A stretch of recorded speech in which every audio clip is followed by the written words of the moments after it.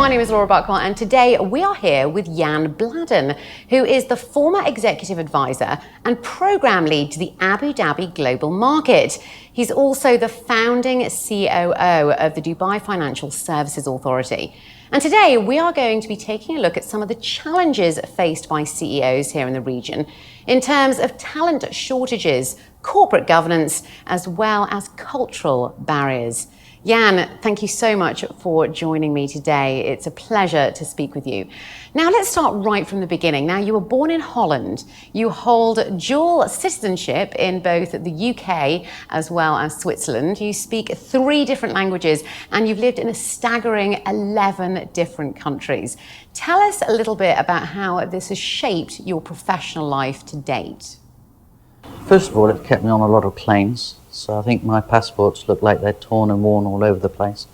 I probably spent an unhealthy amount of time on aircrafts. Other than that, it does give you an openness of spirit. So tell us about some of the biggest cultural differences in terms of the Middle East and the West, in terms of business practices and expectations. I think to be able to understand the business practice elements, you've got to be able to backstep first and understand the cultural differences. And the cultural differences are tremendous. The Middle East is a tribal society, so it's family and tribe first before yourself, whereas in the West, it's yourself first before anybody else. So there are societal differences, there are tribal differences, there are religious differences, even down to things like timekeeping. In the West, we're quite sticky about trying to do things on time, whereas in the Middle East, it's a little bit more flexible as well. So there are some substantial culture differences. I married a Middle Eastern lady about 10 years ago, so I live in a marriage which is a multicultural marriage. But when I married the lady, I didn't just marry the lady, I married the tribe.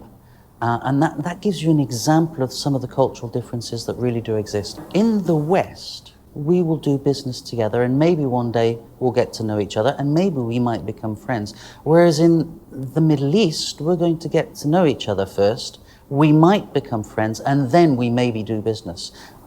So the speed to business in the Middle East is based on trust and long-term relationships, and it can be very frustrating for new Westerners that come in that immediately try and jump into business without realizing that trust is needed, a relationship is needed, and once we have that trust and that relationship, then we probably won't have that much of a contract because we now know each other and we trust each other. So it is based on relationships, and it does take time. So how do you bridge that divide? Put yourself into their shoes, look at it through their eyes, understand their culture, understand their perspective. If you really have a passion to want to try and understand their culture, I've found that they will explain it to you. They will sit down, they will talk to you. And by the way, wanting to understand their culture and getting them to explain it to you is already the first step towards building a relationship. I would use a Middle Eastern approach. Go and have coffee. Go and have coffee and talk. It is one-on-one and it is trust-based. It's also tribal-based. I found that because I married into an Arab family, people look at me in a slightly different way than had I been your pure foreigner. It sort of leaves me in a halfway house between not really being an Arab but not really being a foreigner anymore. So what would you say are the main challenges facing CEOs in the Middle East today? I think there are 4 core challenges facing any CEO in the Middle East over the next 10 years, especially any ambitious CEO that's trying to drive both shareholder value and growth. The first one is talent. We've got issues around talent. The second one is cost and financial efficiencies. The third one is governance. And the fourth and the last one is a cultural evolution in terms of our organizations. The challenges don't stop there. We've got some other challenges in the Middle East, in the greater Middle East. The geopolitical instability, raising inflation, increasing inflation, dropping oil prices, and last but not least, the arrival of international competition. So if you throw all of those together, it gives you 2 major dilemmas for the boards of state-owned enterprises and family businesses. One is trying to identify a chief executive that can help migrate and grow your organization through all the turmoil that we're undergoing at this present moment in time. And 2 is getting the board to realize that what we've done in the last 20 years to get us to where we are now is not what we need to do in the next 20 years to get our organizations to grow and develop. So you need to try and find a character that can help you grow your organizations without upsetting the cultural apple cart. Now, if you accept that talent is one of the major drivers of any business, what should CEOs and leaders be doing today in order to attract the right type of talent? Talent can be highly frustrating for any chief executive. How are you going to attract the right talent when you need to pay above market rates, above budgets? You've got the geopolitical issues that are making it very, very difficult to attract international expatriate staff. The international expatriate staff that you have is either being stolen from you or you're facing increasing inflation rates. It becomes very, very challenging to generate this pool of talent that you need inside an organization. One of the solutions is to look to the local talent that we have in our individual countries in the Middle East. In the UAE, one of those huge pools of talent that we have is Emirati ladies. If we look at the development of Emirati ladies and their education over the last few years, the majority of Emirati ladies leaving high school go on to university. It's about 80% now. And actually this year, 75% of graduates from Al Ain University are Emirati ladies. I'd like to actually make a prediction. I think over the next 20 years, the UAE is going to migrate and evolve into an Amazon state where the majority of leadership positions, both in government and potentially in business as well, will be held by talented, educated Emirati ladies. The number one resource that's underutilized at this present moment in time in this country is talented Emirati ladies. Well, on that note, tell us about the current landscape for female CEO Emiratis here in the country, and how do you see that changing in the near future? Back in 2004, we had the first lady appointed to government as the Federal National Council. She was appointed as the Minister of the Economy, if I remember correctly, Sheikha Lubna Al-Qasimi, and she's still in government these days. That was, I think, 14 years ago. That demonstrates that there is an opportunity for Emirati talent.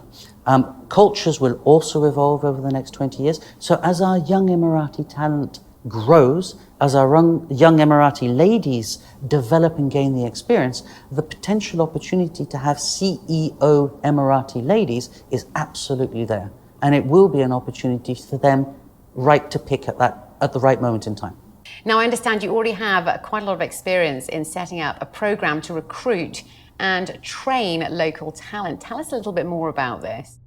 I joined the Dubai Financial Services as their founding chief operating officer back in 2005. And it was very, very obvious within the first few months that we needed somehow to train and develop our own pool of Emirati resources. So we decided that we were really going to do the best job that we possibly could. And we set up a 2-year program. 50% of it is classroom training, 50% of it was rotation. And 10 years later, it is still recognized as one of the best Emiratization programs in the whole of the UAE.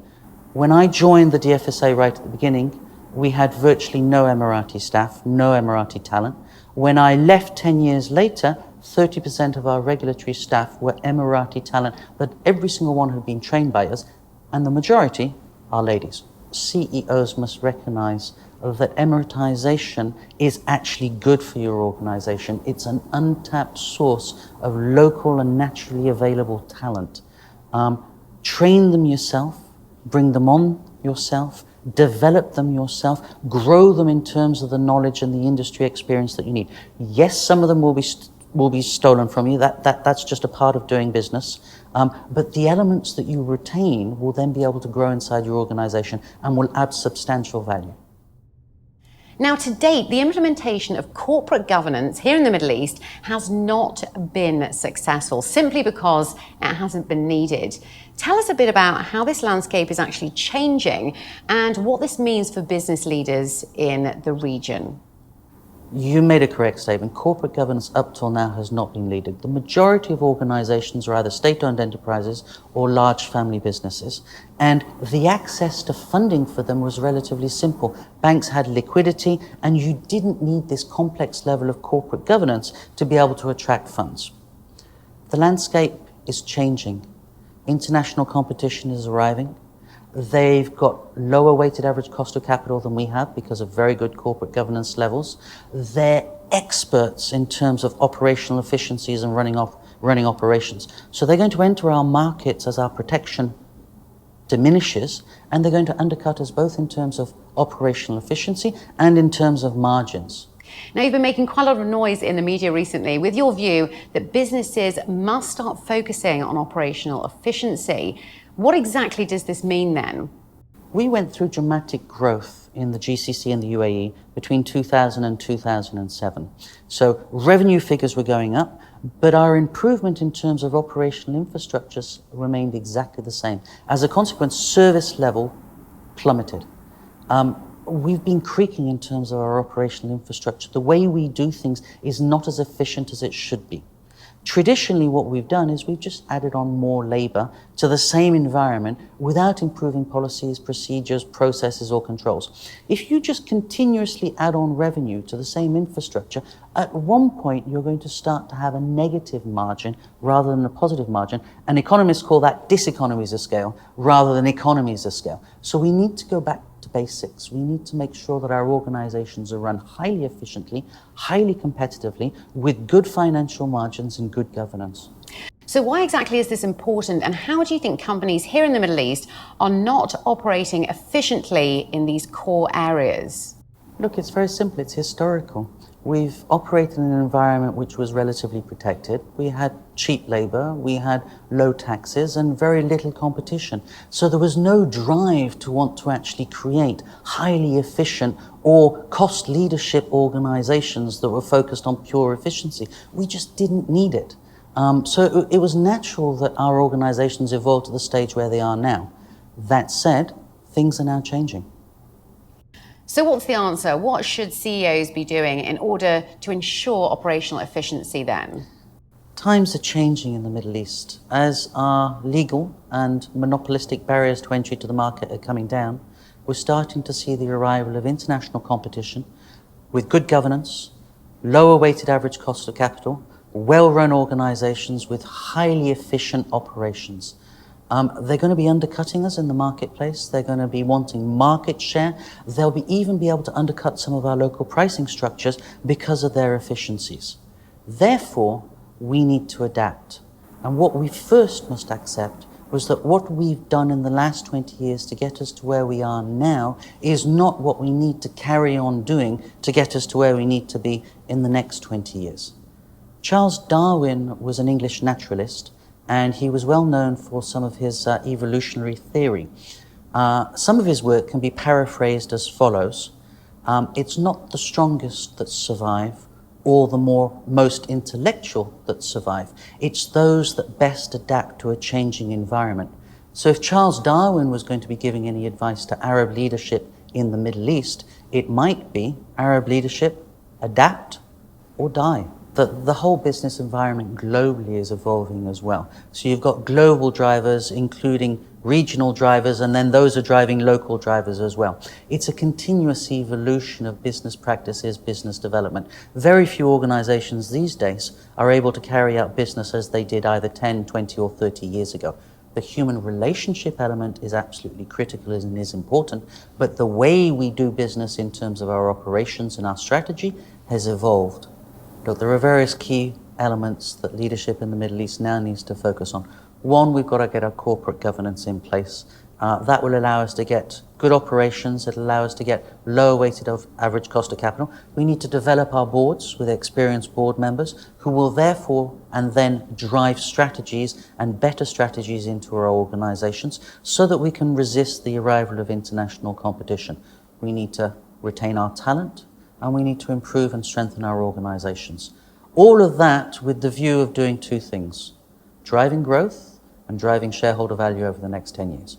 Well, thank you so much for chatting with me today. Now, just before we leave, I just want you to wrap up with your fundamental business philosophies, as well as how business leaders in the region can best prepare for the next 5 to 10 years.